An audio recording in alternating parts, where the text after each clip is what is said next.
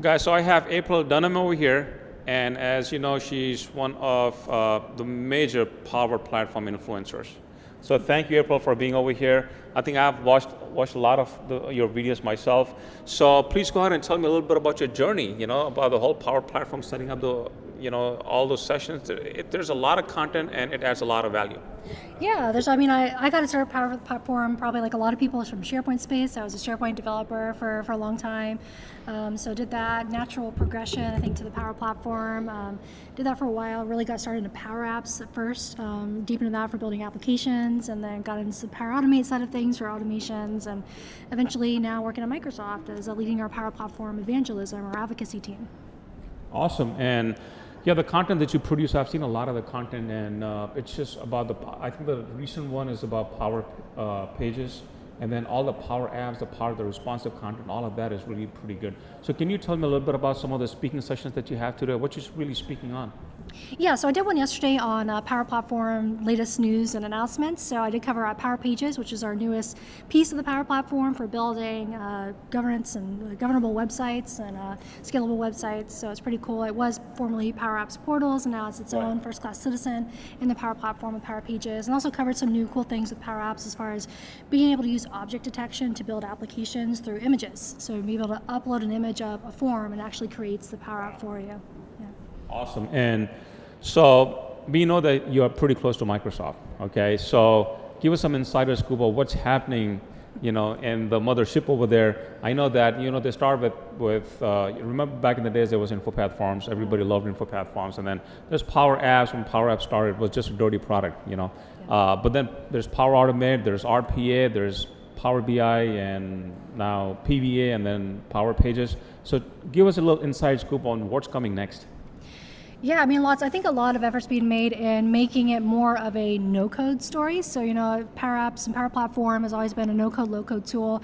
Sometimes the barrier to entry, having to know things like PowerFX has been a little bit, but with things like lots of investments being made in the AI side of things and being able to program by examples. So being able to put natural language in, like show me all items assigned to me, and it produced the PowerFX formula for you in the Power App to do things. So I think lots of investments in there, just making things easier, but then also making the security and the governance side easier as well. Things like managed environments for the Power Platform that were recently announced to make it even easier to make sure that the solutions you're building in the Power Platform are secure, governable, and you can easily manage those. Yeah, I think with governance, you just hit the spot. There is so much more going on with the governance, and then there's the COE toolkit, which has been around for some time. I know you did some speaking on that as well. So can you go ahead and shed some light on how do you really tame the beast over here, April?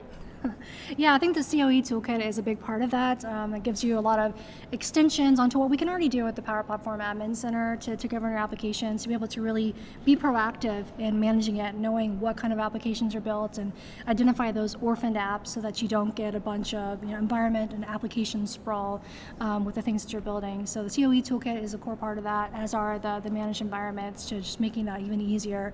I think ideally you would set up the COE toolkit from the start, have a good internal center of excellence, an internal community that you're training up your users on best practices for the Power Platform and how to use it, and giving them, again, resources. One of the things I just talked about in my user experience session for Power Apps was the idea of component libraries and being able to give examples of good and well-designed applications and components they can plug and play into their application so that it's matching company standards and you get good, consistent user experience and look and feel.